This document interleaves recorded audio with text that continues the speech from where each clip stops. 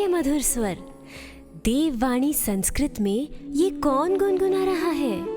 ये स्वर गंधर्वराज विश्वावसु की पुत्री व महाराज ऋतुध्वज की पत्नी महारानी मदालसा का है। ओह, वो क्या गा रही हैं और उसका अर्थ क्या है? महारानी मदालसा अपने शिशु को ब्रह्म ज्ञान की लोरी सुना रही है। वो कह रही हैं, हे तात, तू शुद्ध आत्मा है, तेरा कोई नाम नहीं है।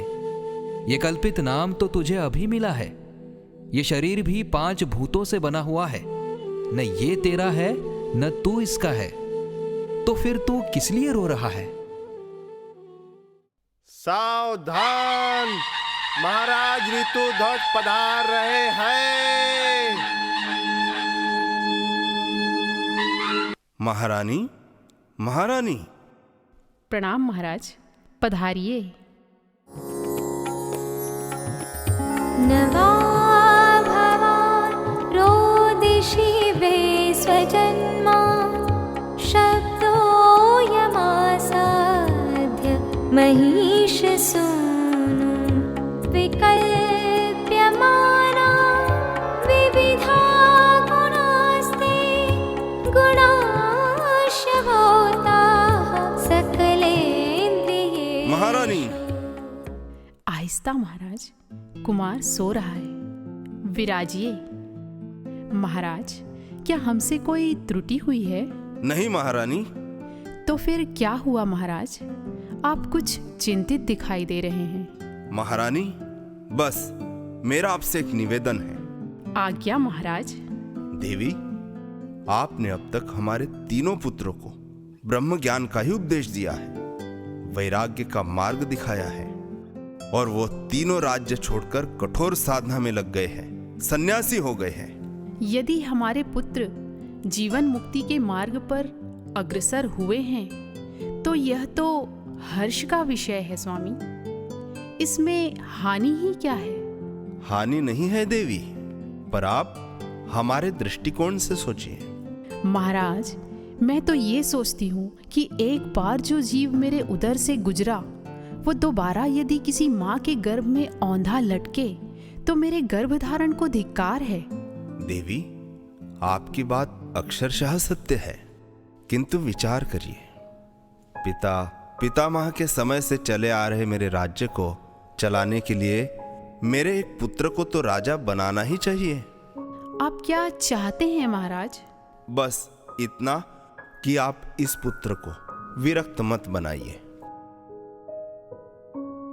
महारानी, महारानी।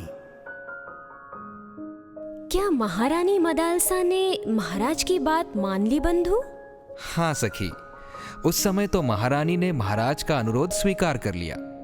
महारानी अपने शिशु को राजधर्म अर्थात राजा के गुण, स्वभाव, प्रकृति और कर्तव्यों की शिक्षा देने लगी। आगे चलकर महारानी मदालसा का यही पुत्र राजा अलर्क के नाम से प्रसिद्ध हुआ। यानी बंधु, महारानी मदालसा के 3 पुत्र ज्ञानी हो गए और चौथा पुत्र राजा होने के कारण जीवन मुक्ति से वंचित रह गया। नहीं सखी, महारानी मदालसा एक ब्रह्मनिष्ठ महापुरुष की शिष्या थी और स्वयं भी ज्ञानवान थी। वो युक्ति से मुक्ति के रहस्य को समझती थी। भला अपने इस पुत्र को अज्ञानी कैसे रहने देती? देह त्याग से पूर्व महारानी मदालसा ने एक ताबीज में ब्रह्म ज्ञान का रहस्यमय उपदेश लिखकर अपने पुत्र को सौंप दिया और विपरीत समय आने पर उस उपदेश का अनुकरण करने के लिए कहा। वर्षों बाद पड़ोसी देश द्वारा राज्य पर आक्रमण किए जाने पर चारों ओर से घिरे अलर्क ने महारानी मदालसा के उसी उपदेश का अनुसरण किया और वो भी अपने तीनों भाइयों की तरह जीवन मुक्त हो गया। वाह बंधु, तो आखिर महारानी मदालसा ने युक्ति से अलर्क को भी मुक्तात्मा बना ही दिया। ये सुनकर बड़ा आनंद हो रहा है, साथ ही गर्व भी, आश्चर्य भी और दुख भी। अरे अरे, इतने सारे भावों का तूफान एक साथ। अच्छा बताओ, आनंद क्यों हुआ? बंधु, ये प्रसंग मैंने पहली बार सुना। एक महारानी जो आदर्श पत्नी है, आदर्श माँ है और ऐसी ज्ञानी कि अपने पुत्रों को गर्भ से ही ब्रह्म ज्ञान का उपदेश देकर जीवन मुक्त कर दिया। आनंद हुआ ये जानकर कि हमारे भारत देश में ऐसी महान नारी हो गई। नारी नहीं सखी, नारियां। हमारे भारत देश में हर युग में ऐसी अनेकानेक नारियां हुई हैं जिन्होंने अपने उत्तम चरित्र और महान कार्यों से अपनी वैदिक सनातन संस्कृति की महानता का परिचय दिया है। ज्ञानियों में गार्गी, शांडिलिनी, मैत्रेयी, सुलभा, रोमशा, आनंदमयी मां आदि। सतियों में सती सावित्री, सीता माता, शत्रुपा, देवी अरुंधति, द्रौपदी आदि। भक्तिमती मीराबाई, शबरी, वेणाबाई, सहजोबाई, जनाबाई आदि। वीरांगनाओं में महारानी लक्ष्मीबाई, किरण देवी, सोनबा आदि और महान माताओं में महारानी मदालसा, माता अंजना, सीता माता, जीजा माता और माता भुवनेश्वरी देवी आदि। क्या इस घोर कलयुग में भी ऐसी कोई नारी हुई है बंधु? अवश्य हुई है सखी।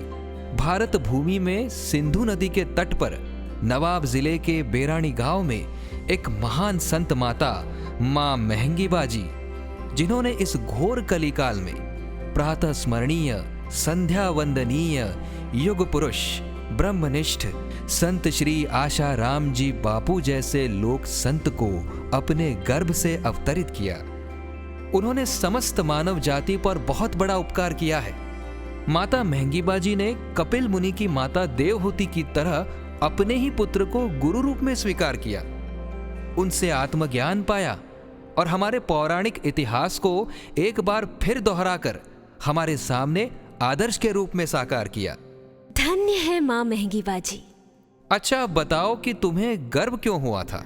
मुझे गर्व है बंधु कि ऐसी भारत भूमि में जन्म लेने का सौभाग्य मुझे मिला, जहाँ के कण कण से आत्मज्ञान की सौंधी सौंधी खुशबू आती है, जहाँ गुरु की परंपरा तो अपने शिष्यों को पूर्णता की ओर लेकर जाती ही है, साथ ही साथ जन्म देने वाली माताएं भी पुत्र मोह का त्याग कर ब्रह्म ज्ञान की लोरियां सुनाकर अपने पुत्रों को मुक्तात्मा बनाने का सामर्थ्य रखती हैं। साधो साधो। पर सखी, आश्चर्य और दुख किस बात से हुआ तुम्हें? आश्चर्य और दुख इस बात का हुआ बंधु कि ऐसे महान अतीत के बावजूद वर्तमान इतना पतित क्यों? हमारी संस्कृति में नारी को नारायणी की उपमा दी गई है, तो आज उसी नारी का इतना नैतिक पतन क्यों? क्यों आज की नारी अपने गौरव को भूल रही है? क्यों वो संयम और साधना का महत्व भूल गई है? सही कहा भगिनी, यही तो विडंबना है। जानती हो इसका कारण क्या है? इसका कारण है अपनी भारतीय सनातन संस्कृति से विमुखता और पाश्चात्य चकाचौंध का क्षणिक आकर्षण। यह आकर्षण वैसा ही है जैसे रेगिस्तान में दिखाई देने वाला मृग तृष्णा का जल, दिखता तो है पर होता नहीं। इसी प्रकार फैशन की अंधी दौड़, सिनेमा जगत का अंधानुकरण, लिव इन रिलेशनशिप और लव जिहाद जैसी चीजों में फंसकर अपने जीवन को नष्ट कर लेती हैं। वो अपनी नासमझी में माता पिता के स्वाभिमान तक को पैरों तले कुचल कर चल देती है। 4 कदम चली न चली, जब धोखे का नकाब हटता है तो अपनी ही नजरों से गिर जाती है। सही कहा बंधु। मैंने ऐसी भी घटनाएं सुनी हैं कि विवाहित युवतियां इन सब के कारण अपने गृहस्थ जीवन को भी बर्बाद कर लेती हैं। अब बताओ सखी, जब युवतियों में ही संयम, सदाचार, सहनशीलता, संस्कार नहीं होंगे तो वो किस प्रकार अपने शिशु को संस्कार देंगी? कैसे भारत के कर्णधार को जन्म देंगी? हाँ बंधु, ऐसे में हमारे भारत देश का भविष्य तो अंधकारमय हो जाएगा। समाज की नींव ही हिल गई तो सुख, समृद्धि, प्रेम, सौहार्द की इमारत ढह जाएगी। इसका समाधान क्या? समाधान तो सामने है। कहाँ है? किसके पास है बंधु? ऐसी समस्याओं का समाधान हमारे देश के संतों महापुरुषों के पास ही होता है। जो अनादिकाल से अंधकार में जाते हुए समाज को सही दिशा दिखाते आए हैं। और आज भी हमारे सद्गुरुदेव ब्रह्मनिष्ठ महापुरुष पूज्य संत श्री आशाराम जी बापू दिशा विहीन नारी को सही दिशा दिखाने, उसे पुनः अपने अतीत गौरव की याद दिलाने के लिए पिछले 50 से भी अधिक वर्षों से अविरत प्रयास कर रहे हैं। ऐसे घोर कलिकाल में भी महिला आश्रमों की स्थापना की, महिला उत्थान मंडलों का गठन किया, दिव्य शिशु गर्भ संस्कार और तेजस्विनी अभियान जैसे सेवा प्रकल्प चलाए, गर्भपात व सिजेरियन डिलीवरी से सावधान व्यसन मुक्ति अभियान जैसे अभियान चलाए, भ्रम में पड़कर पर की ओर बढ़ रही नारी शक्ति को स्वयं की ओर ले जाने के लिए चले स्व की ओर शिविरों का आयोजन करवा रहे हैं। महिला उत्थान मंडल, व्यसन मुक्ति अभियान। बंधु, ये दिव्य शिशु गर्भ संस्कार क्या है? ये वो प्रकल्प है जिसका उद्देश्य दिव्य संतानों को धरती पर लाना है। इसके अंतर्गत नवविवाहित और गर्भवती बहनों को शिशु को संस्कारित करने हेतु उचित मार्गदर्शन दिया जाता है। दिव्य शिशु गर्भ संस्कार के माध्यम से शास्त्रों व महापुरुषों द्वारा बताए गए प्रयोगों उपायों से बहनों को अवगत कराया जाता है। शिशु के शारीरिक, मानसिक, बौद्धिक व आध्यात्मिक यानी सर्वांगीण विकास के लिए विभिन्न प्रात्यक्षिक प्रयोग भी कराए जाते हैं।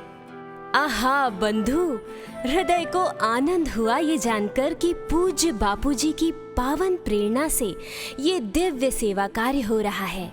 हमारा यही आह्वान है कि भारत की हर माता माँ मदालसा जी का अनुसरण कर अपनी संतानों को दिव्य संस्कारों से ओत-प्रोत करे। ये संकल्प करे कि संस्कारों की धरती को फिर से हम महकाएंगे, संतानों की दिव्य धरोहर पुनः इसे लौटाएंगे। विश्व गुरु हो भारत प्यारा, संकल्प यही दोहराएंगे, ब्रह्म ज्ञान का संबल लेकर आगे बढ़ते जाएंगे। शत शत नमन है ऐसे महापुरुष को जिन्होंने हमें इतना सुंदर मार्ग दिखाया।